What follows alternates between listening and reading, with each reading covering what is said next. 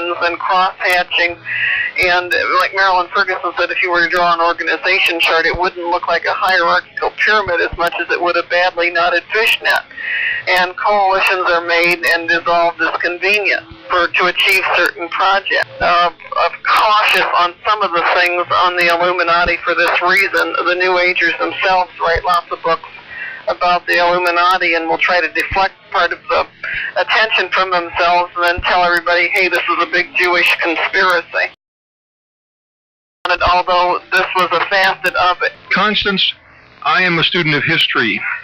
One of the things that has fascinated me, I've looked back at newsreels of the late 30s, and I remember seeing Madison Square Garden here in the United States jammed shoulder to shoulder with American citizens wearing brown shirts, Nazi armbands, the arm extended in the Nazi salute, shouting Sieg Heil, all of the trappings of the and pageantry of this pagan religion called Nazism, and it was chilling. And people forget that. We only think of that as a German phenomenon. It was not. Now, were some of these people involved in that?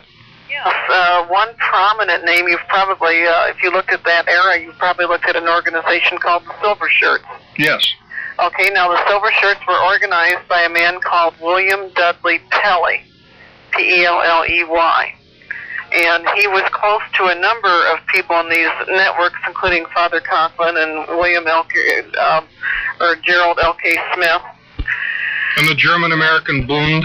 Gerald Winrod. And I have found out that they were all, Winrod, I did not think at first was involved in occult, but I've confirmed subsequently his widow even has talked about the fact that he was holding and participating in seances. William Dudley Pelley was a leader in the I.M. movement. The Shasta Mountain, the movement of the Ballards. Back in the 30s, it was a Maitreya the Christ cult. Very similar. The Church Universal and Triumphant of Elizabeth Clare Prophet is another offshoot. This was a Theosophical Society offshoot. He wrote several books about this. And he was very, very heavily involved in New Age movement circles at those days and was one of the leaders in the Nazi movement. One name that came up that was very startling was Joseph Kennedy. Yes, there's a book I could commend to. It's called American Swastika by Charles Higham, Higham. And he documents quite a few of these names. And the one name that he was talked about who had was supposed to be fighting this, but had allowed a great deal of this to take place. We came very close to not entering World War II because of pressure put on us by these groups. And that was the the Attorney General of the United States, a man by the name of Francis Biddle.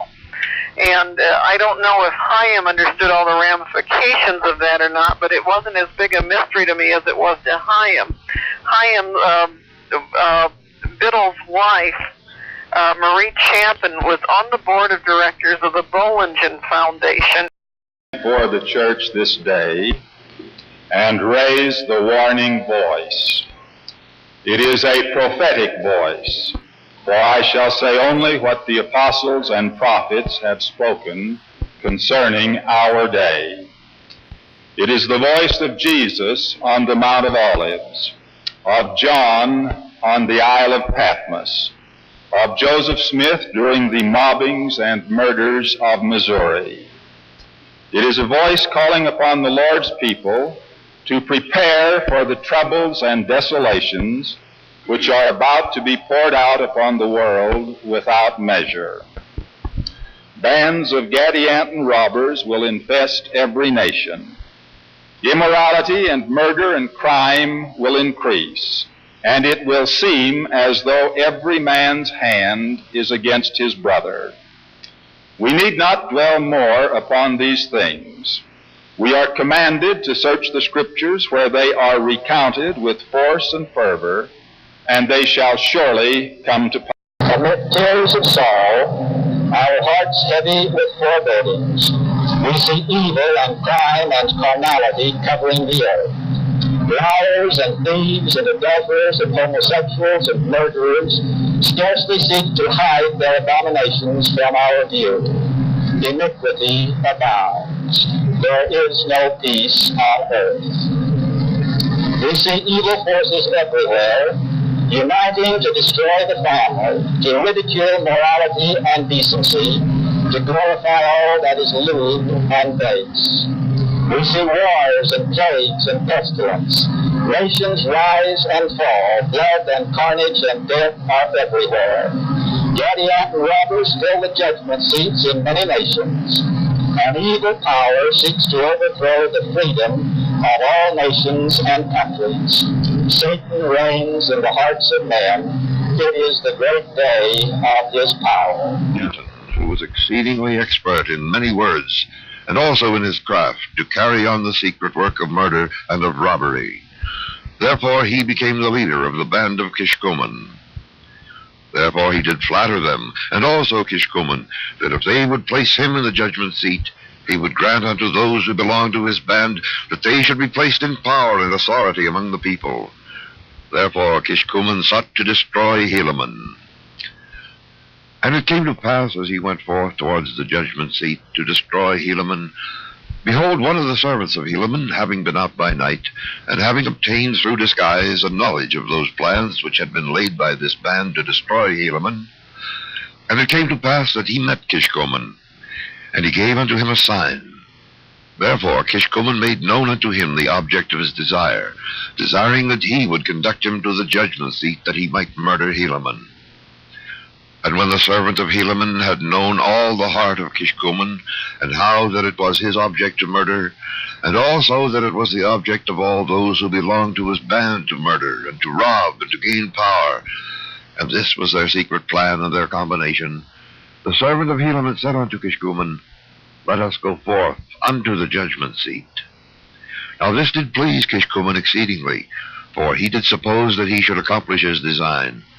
But behold, the servant of Helaman, as they were going forth unto the judgment seat, did stab Kishkumen even to the heart, that he fell dead without a groan. And he ran and told Helaman all the things which he had seen and heard and done.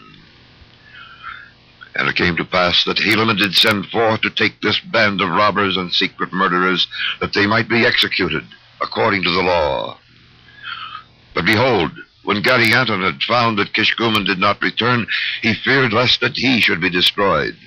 Therefore he caused that his band should follow him, and they took their flight out of the land by a secret way, into the wilderness. And thus, when Helaman sent forth to take them, they could nowhere be found. And more of this Gadianton shall be spoken hereafter. And thus ended the 42nd year of the reign of the judges over the people of Nephi. And behold, in the end of this book, ye shall see that this Gadianton did prove the overthrow, yea, almost the entire destruction of the people of Nephi. And now behold, those murderers and plunderers were a band who had been formed by Kishkumen and Gadianton. And now it had come to pass that there were many, even among the Nephites, of Gadianton's band. But behold, they were more numerous among the more wicked part of the Lamanites, and they were called Gadianton's robbers and murderers. And it was they who did murder the chief judge Cesarum and his son while in the judgment seat, and behold, they were not found. And now it came to pass that when the Lamanites found that there were robbers among them, they were exceedingly sorrowful, and they did use every means in their power to destroy them off the face of the earth. But behold, Satan did stir up the hearts of the more part of the Nephites, insomuch that they did unite with those bands of robbers, and did enter into their covenants and their oaths, that they would protect and preserve one another in whatsoever difficult circumstances they should be placed, that they should not suffer for their murders, and their plunderings, and their stealings.